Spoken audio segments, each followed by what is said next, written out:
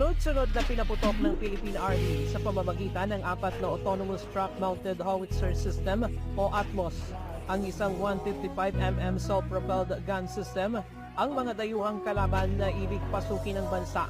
Kaya naman sinimulan ng Army ang unang bahagi ng defense system para ipagtanggol sa kalaban ang Pilipinas sa pamamagitan ng Combined Arms Operation, gaya ng paggamit ng tangke at artillery. Ito ang senaryo sa ginawang pagsasanay ng Philippine Army sa Crow Valley sa Capas Tarlac ngayong araw sa pagpapatuloy ng Battle Period 2 ng Combined Arms Training Exercise o CATEX. Itinanggi naman ng Philippine Army na ang ginagawang ito ng CATEX ay show of force ng sundalo, kundi dapat lang talagang paghandaan ng bansa ang kinakaharap na problema sa pagtatanggol ng ating teritoryo.